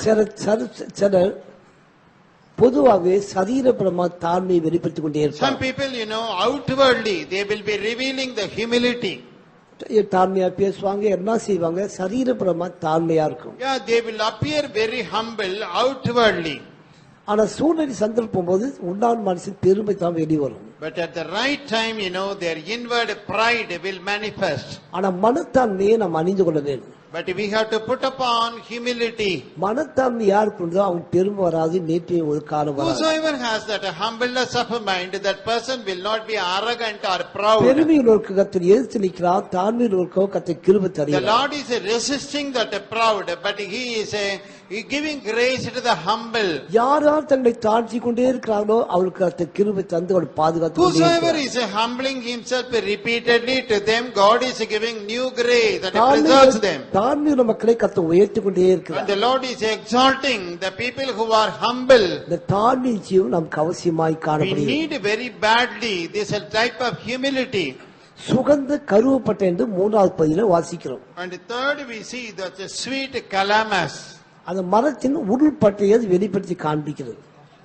உள்பட்டை தோலை உரிச்சுனா உள்ளா இருக்க முடியாது போகுது. And this is that bark, seen inside. And the மரத்தின் tree. வெளி தோலை எடுத்தா அது உள்ள அதுதான் பட்டை பட்டைங்களும் உள்பகுதி. So remove that outer skin of that tree trunk, we see that bark inside. இது நம்முடைய ஆவிக்கு ஜீவித்துல ரகசிய ஜீவித்துடைய பலனை வெளிப்படுத்தி So காண்பிக்கிறது. this represents our inward state of our spiritual life. வெளிப்பிரகாரமாக நாம் எப்படி மனுஷனுடைய பார்வையில் எப்படி நாம் காணப்படலாம். And outwardly, we may put up a show of a holy person. ஒருவேளை விரும்பத்தக்கதாக சுவாமி இருக்கு, விரும்பத்தக்கதாக ஜீவி காணப்படலாம். And maybe that others also may like us when they look at us. பார்க்கறது அழகா இருக்க மாட்டோம், கருப்பா இருப்போம். We may not look attractive, but we may be black. நாம் விரும்பத்தக்கதான் ரூபம் இருக்காது. And others may not appreciate us. ஒருவேளை ஏனையா இருப்போம். Probably we may be poor. அது நம் உடையும் மற்ற காரியங்களை பார்த்தா விரும்ப மாட்டார்கள். So the way we dress and walk, other people may not appreciate us. மரத்தின் பட்டை உரித்த உள்ளான பகுதியை தான் பார்க்கின்றோம். So remove that skin, look into the bark within that tree trunk. கர்த்தருடைய உன் ஜீவத்துடைய கர்த்தரோடு இசைந்திருக்கிறாயே உன் உள்ளான ஜீவி எப்படி காணப்படுகிறது? Oh dear child of God, how about our inner life? Are you having that closeness with Jesus?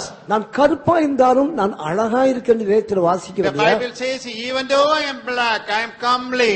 உன் உள்ளான சுபாவம் எப்படி என்பதை நீ ஆராய்ஞ்சப்பா. You must examine your inward nature. 1 பேதுரு 3 அதிகாரத்தை வாசிக்கும் போது in 1 Peter chapter 3 அங்கே 3-4-5 வசனத்தை வாசிங்க. verses 4 and 5. அழியாத அலங்கரிப்பா இருக்கிற சாந்தமும் அமைதலும் உள்ள ஆவியாகிய இருதயத்தில் மறைந்திருக்கிற குணமே உங்களுக்கு அலங்காரமா இருக்க கடவுது. அதுவே தேவனுடைய பார்வையில் விலையேறப்பட்டது. இப்படியே பூர்வத்தில் தேவனிடத்தில் நம்பிக்கையாயிருந்த பரிசுத்த ஸ்திரீகளும் தங்களுடைய புருஷர்களுக்கு கீழ்ப்படிந்து தங்களை அலங்கரித்தார்கள். But let it be the hidden man of the heart, in that which is not corruptible, even the ornament of a meek and quiet spirit, which is in the sight of God of great price. For after this manner in the old time the holy women also, who trusted in God, adorned themselves, being in subjection unto their own husbands. அடியாத அலங்கரிப்பு என்று வாசிக்கிறோம்.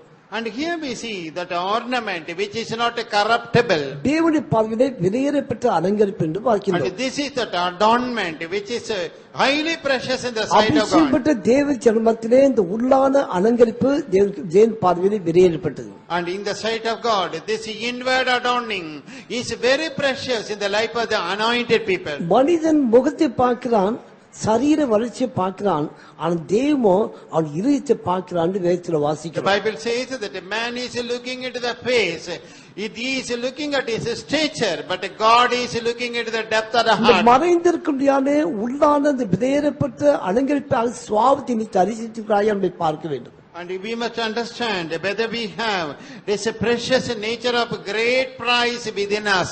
இந்த அனுபவத்தை நீ வளராவிட்டால் கர்த்தர் வரைக்கும் எப்படி போக முடியும்? If you do not have this experience, then how can you be caught up in the அதுதான் rapture? நம் ஜீவிதத்தில் ஒரு பெரிய பெலனாய் காணப்படும். And that will be our great strength in our life. அதுக்கடுத்ததாக லவங்கம் என்று வாசிக்கிறோம். And next, after that, we see that cassia.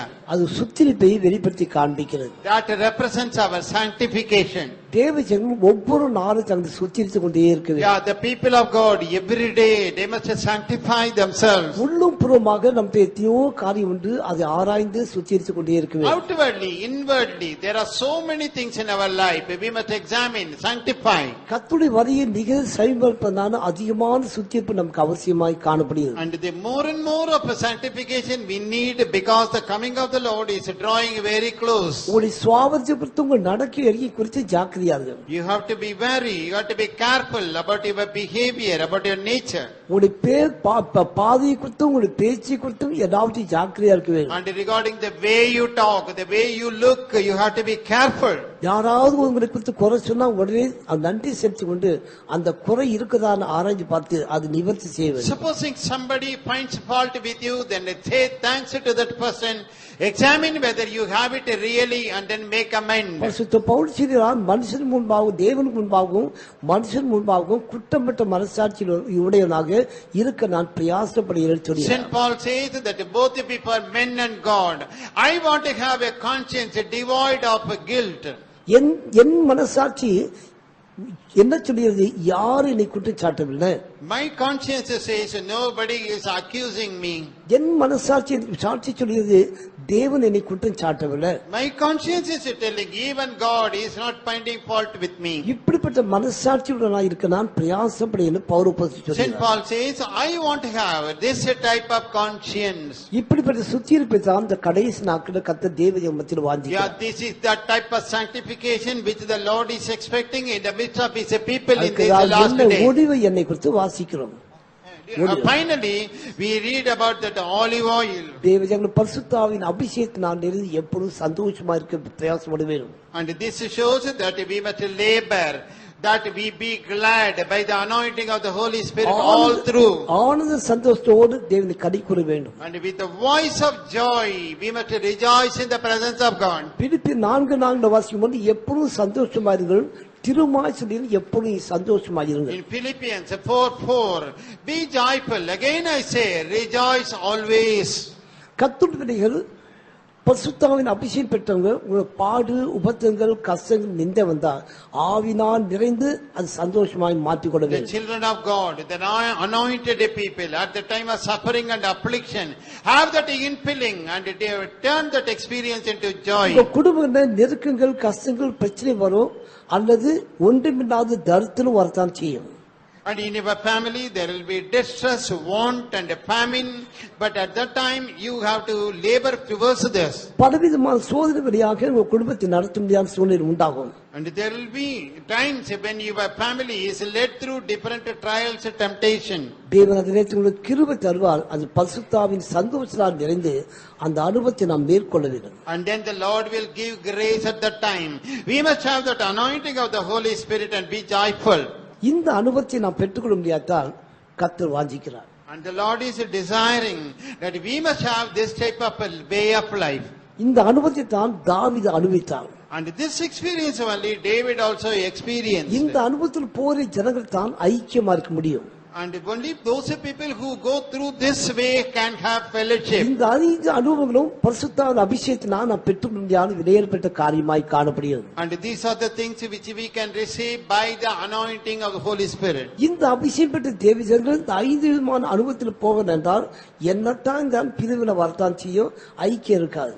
And the people who are having these 5 different experiences, whatever be the problem, they will not lose the fellowship. இந்த அனுபவத்தை 5 அனுபவத்தை பரிசுத்தாவினால் நாம் பெற்றுக்கொள்கிறோம். And by Holy Spirit we receive these 5 experiences. இந்த அனுபவங்கள் பரிசுத்தாவின் அபிஷேகத்துக்குள் காணப்படுகிறது. And in the Holy Spirit anointing only these 5 experiences are seen. இந்த அனுபவத்தை பரிசுத்தாவின் அபிஷேகத்தினால் நாம் பெற்று அனுபவிக்க வேண்டும். By the anointing we must receive and experience these 5 different இந்த types of அனுபவத்தை experience. வாஞ்சிக்கிற ஜனங்கள் நாளுக்கு நாள் ஐக்கியத்து மேல் ஐக்கியமாந்து கர்த்தரோடு ஐக்கியம் பெற்றுக்கொண்டு கர்த்தராகிய இயேசு கிறிஸ்து மத்திய வாழ்த்து வரும்போது அவர் மறுபட்டு கடந்து போவார். Children of God who have got these 5 aspects in them, they will have more and more of a fellowship with all the others, and at the time of the appearing of the Lord they will be caught up. நாம் இந்த அனுபவத்தை பெற்று கர்த்தராகிய இயேசு கிறிஸ்து வரும்போது நம் மறுபடியும் ஆயத்து விடுவோம். கர்த்தர் அந்த வசனத்தை Let ஆசீர்வதிப்பார். us also prepare ourselves so that we grow day by day in these 5 experiences and get ready for the coming of the Lord. எல்லாம் ஸ்தோத்திரம் பண்ணுவோம்.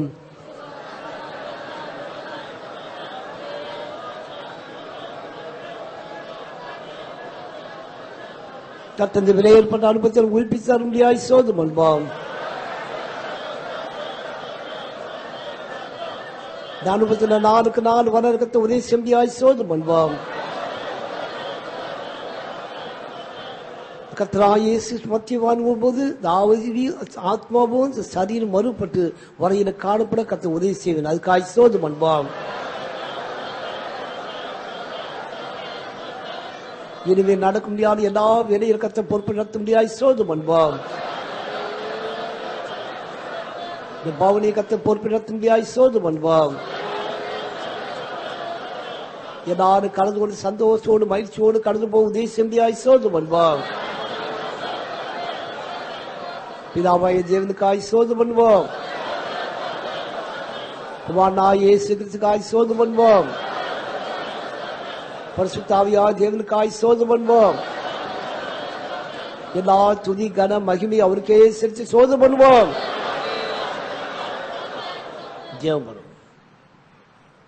பிதாவே, இந்த ஆசீர்வதிக்கப்பட்ட காலவேளைக்காக நன்றியோடு நாங்கள் மேற்றிருக்கிறோம், ஸ்தோத்திரிக்கிறோம். ஆண்டவரே, இந்த உயர்ந்த காலவேளையில் ஒரு குடும்ப சமூகத்தில் கூடிய ஆவியோடு உண்மையோடு தொழுது கொள்ள முடியாது தேவாவியானவர் எங்களுக்கு இறங்கி உதவி செய்தபடினால் நன்றியோடு துதிக்கிறோம், ஸ்தோத்திரிக்கிறோம். ஆண்டவரே, வாக்குத்தத்தில் உண்மையுள்ள தேவனாய நீரகண்ட மத்தியில் கடந்து வந்து இந்த ஆராதனை துவக்கம் முதல் முறை மட்டாந்திரை பொருட்படுத்த ஆசீர்வாதமாக்கி தந்தபடினால் ஸ்தோத்திரிக்கிறோம். ஆண்டவரே, விவித இடங்களில் வித நிலவரங்கள் தான வித பிள்ளைகளை கத்தாவே எல்லா தடைகளை நீக்கப்படும் சமூகத்தில் நீர் கூட்டி சேர்த்தேன். ஆண்டவரே ஒருவருடைய ஹிருதயத்தில் நிலவரத்துக்கு ஏற்றபடி நீர் ஒருவரோடு இடப்பட்டு கொண்டபடி நாளண்டியோடுமே துதிக்கிறோம் ஸ்தோத்திரிக்கிறோம். ஆண்டவரே எங்களுடைய கூட்டத்தின் ஒவ்வொரு பகுதிகளையும் கர்த்தாவே நீர் பொறுப்படுத்த ஆசிரியத்தை ஆவிக்குள்ளாக்கி தந்தபடி நாலு ஸ்தோத்திரம். ஆண்டவரே ஒவ்வொரு ஊழியங்கள் மூலமாக கர்த்தாவே பக்தி விருத்தியை பெற்றுக்கொள்ளும்படியாக கர்த்தாவே நீதாம் எங்களுக்கு எல்லோருக்கும் உதவி செய்தபடினால நன்றியோடு நாங்களுமே துதிக்கிறோம் ஸ்தோத்திரிக்கிறோம். மனமகிழ்ச்சியோடும் களிப்போடும் சேவிச்சு ஆராதிக்கும்படி தேவனே இந்த காலவேளையில் நீர் எங்களுக்கு இறங்கி உதவி செய்தபடி நாளண்டியோடுமே துதிக்கிறோம். ஆண்டவரே இந்த காலவேளையில் எங்களுக்கு தேவையான நல்ல ஆலோசனைகளையும் கூட கர்த்தாவே நீர் எங்களுக்கு வெளிப்படுத்தி தந்தபடினால ஸ்தோத்திரம். இந்த கடைசி நாட்கள் நாங்கள் எவ்விதமாய் ஜீவிக்க வேண்டும் என்று கர்த்தாவே வேதத்தில் மறைந்துடான சத்தியங்களே நீர் எங்களுக்கு வெளிப்படுத்தி தந்தபடினால ஸ்தோத்திரிக்கிறோம். ஆண்டவரே சகோதரர்கள் ஒருமிச்சு வாசம் பண்ணது எத்தனை இன்பமும் எத்தனை மேன்மையுமாயிருக்கிறது கர்த்தாவே சொல்லி இருக்கிற பிரகாரம் கடைசி நாட்கள் கர்த்தாவே நாங்கள் எல்லாரும் ஒருமனப்பட்டவர்களாய் ஐக்கியமுள்ளவர்களாய் காணப்படத்தக்கதாக ஆண்டவரே பரிசுத்தவங்களுடைய ஐக்கியத்திலும் கர்த்தாவே சபை ஐக்கியத்திலும் கர்த்தாவே நிலைத்திருக்கிறவர்களாய் காணப்படத்தக்கதாக உதவி செய்ய வேண்டுமாறு ஜெபிக்கிறோம். ஆண்டவரே சிலர் செய்கிறது போல கர்த்தாவே சபை கூட்டத்திலே கர்த்தாவே விட்டுவிடுவர்களாய் நாங்கள் காணப்படாதபடி கர்த்தாவே கர்த்தருடைய வரியும் சமயமா இருக்கிறதை அறிந்து ஒரு நாள் ஒருவருக்கு ஒருவர் புத்தி சொல்லிக் கொண்டு கர்த்தாவே இன்னுமாக நம்முடைய ஐக்கியத்தில் கர்த்தாவே நிலைத்திருந்து இன்னும் அதிகமாக நம்முடைய சமூகத்தை நாடி தேடி எல்லா கர்த்தாவே ஆராதனைகளும் ஜபங்களும் கூட்டங்கள் எல்லாம் கலந்து கொண்டு இன்னும் அதிகமாக கர்த்தரோடு இசைந்து பரிசுத்தவாங்களோடு இசைந்து கர்த்தாவே ஒரு ஜீவன் செய்து சீக்கிரமாக வரப்போறதான சந்திக்கிறதுக்கு எப்பொழுதும் பரிசுத்தத்தோட ஆயத்தத்தோட அவளோட காத்திருக்கக்கூடியதான ஜனங்களாய் காணப்பட எங்களுக்கு ஒவ்வொருவருக்கும் இறங்கி உதவிச்சனமே. நாங்கள் கேட்டதான வசனங்கள் உண்டும் எங்களுக்கு நியாய தீர்ப்புக்கு எதுவாய் தீராதபடி கர்த்தாவே ஆண்டவரே கேட்ட வசனத்துக்கு கர்த்தாவே அந்த எச்சரிப்பின் சத்தத்தை கேட்டு மனப்பூர்வமா எங்களை ஒப்பு கொடுத்து கொண்டு கர்த்தாவே எங்களுடைய ஜீவிதங்களை எங்களுடைய நடக்கைகளை கர்த்தாவே நாங்கள் சீர்படுத்திக் கொண்டு ஜீவிக்கும். எந்த வேளையில நிர்வழிப்பட்டாலுமே சந்திக்க ஆயத்தமுள்ளவர்களாய் காணப்படும் இறங்கி உதவி செய்யணுமே. வசனம் பேசும்படியாக கர்த்தாவே நீர் பலப்படுத்தி ஆண்டவரே அதிகாரப்படுத்தினபடினாலும் அன்றோடுமே துதிக்கிறோம் ஸ்தோத்திரிக்கிறோம். வந்ததான மக்களை யாவரே நீர் ஆசீர்வதித்தனப்படுமே கடைசியில் ஒருவரோடு நம்முடைய சமூகம் கூட போட்டும் கிருபைக்குள்ள மூடி மறைத்தெல்லா காவலோடும் பாதுகாத்து நம்முடைய மகிமையான மாசட்டு வருவதற்கு எல்லாரையும் தகுதிப்படுத்தும். தொடர்ந்து நடക്കുന്ന അനുഭവനെയും കൂടെ നമ്മുടെ കരത്തിൽ തരണമാണ്ടവരെ വീട്ടിലുമായി നീരെ പൊരുപ്പെടുത്ത ആദ്യോടെ നമ്മുടെ സമൂഹം തന്ന് നീരെ സേനയെ അധിപരായ മുൻകടന്നു ചെന്ന് കർത്താവേ നിങ്ങളുടെ കർത്താവേ ഭവനെയും തുടർന്ന് നടക്കുന്ന നിങ്ങളുടെ കൺവെൻഷനുകളെ എല്ലാം ആശീർവാദമാക്കി ജയത്തോടെ തന്ന് നമ്മുടെ മഹിമயான നാൾ കണ്ട് ഞങ്ങളെ யாவரையும் தகுதிப்படுத்தி விடும். சர்வல்ல கருத்தில் எங்களை மற்றிலுமாய் தாழ்த்தி ஒப்படைக்கிறோம். எல்லா துதிகன மகிமையுமக்கே செலுத்துகிறோம். இயேசு நாமத்தில் வேண்டுகிறோம் நல்ல பிதாவே. ஸ்தோத்திரம் பண்ணுவோம். நம்முடைய கர்த்தராகிய இயேசு கிறிஸ்துவின் கிருபையும் பிதாவாகிய தேவனுடைய அன்பும் பரிசுத்த ஆவியானவருடைய ஐக்கியமும் சதா காலம் நம்மோடு இருப்பதாக. அல்லேலூயா அல்லேலூயா அல்லேலூயா. ஸ்தோத்திரம்.